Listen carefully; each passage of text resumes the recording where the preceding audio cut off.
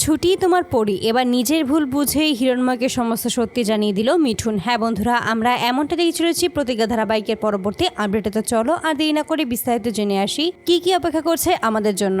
মোহিনীর কথা শুনে হিরণময়ের একটু অবাকই হয়। ঠিক সেই মুহূর্তে হিরণময় সিদ্ধান্ত নেয় যে এবার সে সমস্ত কিছুই নিজেই খুঁজে বের করবে যে আসল সত্যিটা কি, আর তার জন্যই সে তখন মিঠুনকে ডেকে পাঠায়। ঠিক সেই মুহূর্তে মিঠুনকে বলে যে তোকে আমি একটা কাজ দিচ্ছি, এই কাজটা তোকে সম্পূর্ণ গোপনে করতে হবে। ঠিক তখন বলছে ঠিক আছে কাকা বাবু, তুমি বলো আমাকে কি করতে হবে। ঠিক তখন বলছে আসলে পরিমায়ের ব্যাপারে কিছু তথ্য আমাকে জানতেই হবে, ও আসলে এমনটা কেন করছে বা মোহিনী হঠাৎ করে কেনই এরকমটা বলছে আমি তো সেটাই বুঝতে পারছি না। ঠিক তখনই মিঠুন মনে মনে বলছে কারণ তো ও পরি নয়, কারণ যে পরি সে তো আমাকে নিজের দিদির মতো শাসন অলরেডি করে গেছে। ঠিক তখনই সে বুঝতে পারছে না সে আসলে কতটা ভুল করছে, সে আসলেই এই সমস্ত কিছু করে একদম ঠিক করছে না। সমস্ত সম্পত্তি যদি একবার সে ছুটিকে বলে দেয় যেন সমস্ত সম্পত্তি তাকে দিয়ে দেওয়ার কথা, তাহলে ছুটির নির্দ্বিধায় সমস্ত সম্পত্তি তাকে দিয়ে দেবে। কিন্তু এভাবেই তাদের দুজনকে ঠকানো তাদের উচিত হচ্ছে না। ঠিক সেই মুহূর্তে বলছে কাকা বাবু, আমি তোমাকে কিছু তথ্য দিতে চাই এবং কিছু প্রমাণও তোমার হাতে তুলে দেবো, আর যার মাধ্যমে তুমি বিচার বিশ্লেষণ করতে পারবে যে আসলে কোনটা সত্যি এবং কোনটা মিথ্যে।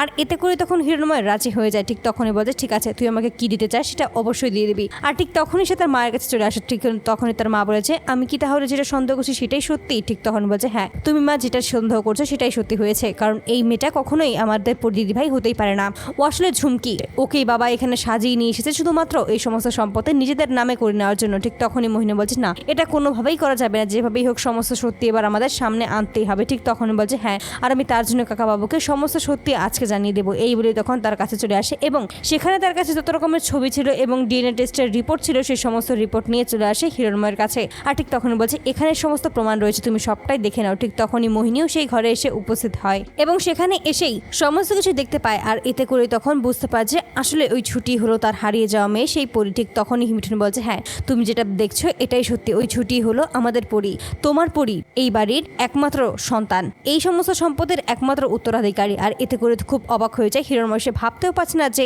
সত্যি ওই ছুটি তার মেয়ে। আর এই জন্যই বোধ হয় ছুটির প্রতি তার অদ্ভুত এক অনুভূতির সৃষ্টি হয়। তো বন্ধুরা তোমরা কি চাও জন্য এবার এভাবে ছুটি যে পরি এবার যেন নিজের ভুলগুলো বুঝতে পারে ওই মিঠুন, এবং তারপর শেষ মুহূর্তে সমস্ত প্রমাণ এনে যেন জানিয়ে দেয় ওই ছুটি হলো তার পরি। অবশ্যই তোমরা তোমাদের মতামত কমেন্ট বক্সে জানতে ভুলো না। ধন্যবাদ।